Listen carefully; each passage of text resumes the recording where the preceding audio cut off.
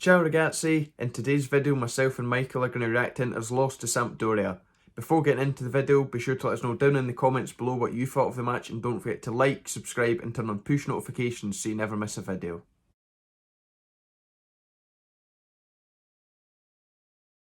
It was a very frustrating first half for Inter. We started alright, to be fair. We did have a few chances. Ashley Young forced Emil Odero into a good save, and from the resultant corner, Milan Skriniar then went close. Seconds later, we were then awarded a penalty, and rightly so, after Torsby handled the ball, but Alexis Sanchez would go on to miss this penalty as Odero would save it in. I mean, I don't know why we put Sanchez on this. Sanchez is a player who is coming back from injury and hasn't exactly been fantastic this year. We had Lautaro Martinez on the pitch, obviously in form. He had 4 goals in his last 2 games heading into this one, and to not give him the chance to kind of continue that form, yeah, I'm not quite sure what was going on there. After our penalty miss, I felt Sampdoria did come into the match that bit more. They would then take the lead through Antonio Candreva, of course, on loan from us with an obligation to buy. And yeah, it was very frustrating. We really didn't create all that much in the first half, and neither did Sampdoria. I don't think either side really dominated all that much. And come the half-time interval, Sampdoria found themselves 2-0 up. They got the second through another former player of ours in Keita Balde, and yeah, I don't know what you can really say. It was, given the kind of way we've played lately, we've maybe not played great, but we've been able to get results. But this first half, it just didn't feel like that was going to be the case for us today, and in the end, that ultimately proved to be the case.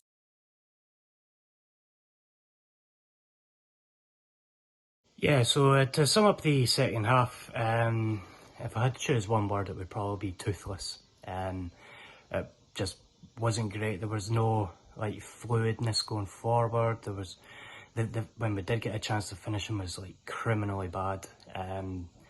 Hakimi, the crosses on the right in general were decent quality. On the left, when Perisic came on, was pretty lacklustre, especially when crossing from his left foot. I counted at least 3 that threatened the back rows of the stands. Other than that, I mean, the fact that our goal back came from a set piece, which kind of says it all, because yeah, there was just no other chances going forward. So yeah, other than that, there was not really much else. It was just poor, just very disappointing.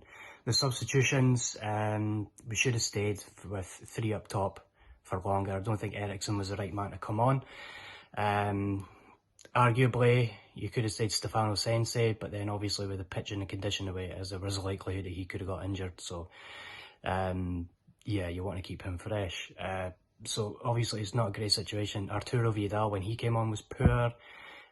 Choosing Danilo D'Ambrosio when you're a goal down with 10 minutes to go to come on isn't, I mean, obviously he saved us before, but yeah, it's just not great. And then he ended up limping off after like 5 minutes of play. So yeah, just disappointed really. It's a wasted opportunity.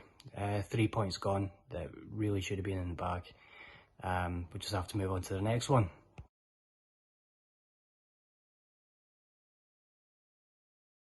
Picking a top in this one is a very difficult task, and I mean, I think whilst Michael, you're going to be spoilt for choice for flops, there really isn't much that we can really say that was warranting kind of the selection for top in this match. I mean, if we want to be a little bit funny, we could say the Pigeons, who provided some entertainment for the Inter fans that the Inter players certainly didn't. But yeah, this was a very disappointing match overall, as I've already said. And yeah, I don't really think there is something I could say was a top from this one.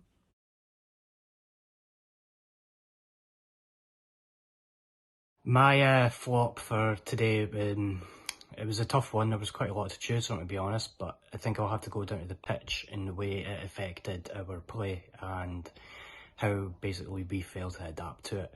So obviously when Inter play, when they go attacking, like they play the ball along the ground a lot and looking for a lot of 1-2s. They play the ball into the air to Lukaku, who then brings it down, and they really work the ball into the box on the ground. And the pitch really hampered us, and we couldn't really play around that.